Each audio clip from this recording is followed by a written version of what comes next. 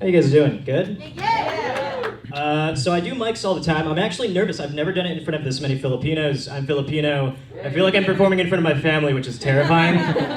So I'm going to start with like kind of identity stuff, which I normally don't do. I normally never preface my open mic, but I'm going to do that, and I'm just going to experiment with some stuff, and then I'll go into fun things that hopefully we can all relate to.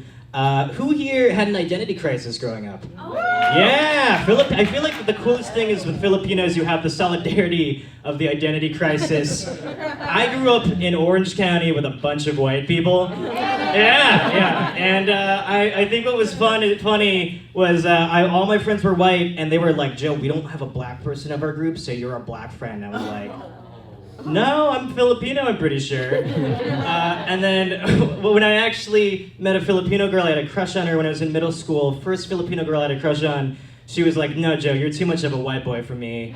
I was like, oh my gosh. So I go to my dad. I wasn't even sure what being Filipino was yet then. And I said, Dad, like, what am I? And he's like, you're Catholic. And I was like, that doesn't help me figure this out at all. I think the most fun, I get enjoyment when people try to guess what I am. Like, I get enjoy. Maybe I'm just sadistic when people are like, you're Porter. I love that.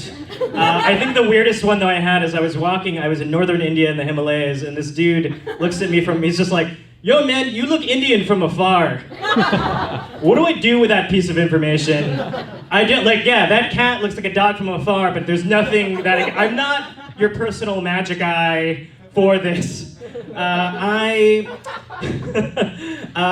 like to travel. I'm a normal looking dude, but I like to travel because you meet a lot of beautiful people. Yeah. Yes. I met this one English woman, and she's like, Joe, you're such an American heartthrob, just like in the movies.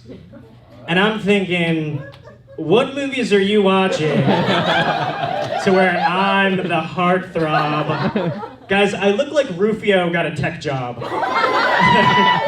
Like, it's not that appealing. I look like I just woke up from the bungalow after a night of beer pong. Like, what am I, like, I don't, this isn't appealing to women, I've realized that. So guys, this normally works, but I've never done this in a group of Filipinos, but I'm a minority in this country.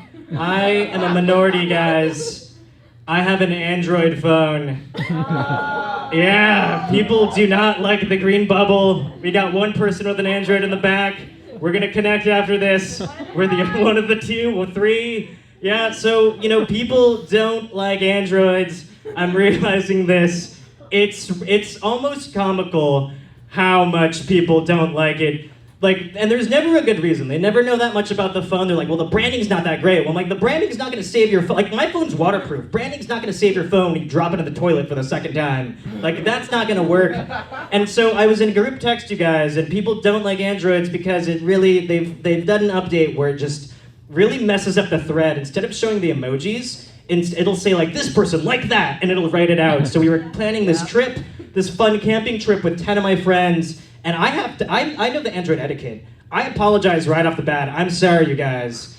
I have an Android, and everyone's like, ew, green bubble, and like everyone's freaking out like, this person's gone, get this person. And I noticed that everyone stopped chatting with me after a while. And I'm like, what happened? And I looked at I asked my friend, and they're like, oh, we took you out of the chat. I got segregated out of, guys, I grew up in very white Orange County. I've faced my share of discrimination, but I've never faced technological discrimination. And I'm hoping one day, guys, that our children won't have to deal with this, and they won't have to, I just want our kids to not be judged by the color of their text bubble, but by the context of their message. I'm not sending unsolicited dick pics, you guys. I'm not doing that. You guys are awesome. My name is Joe Mascardo. Thank you so much for this. Give it up for your host, you guys, and everyone at 10 Joe.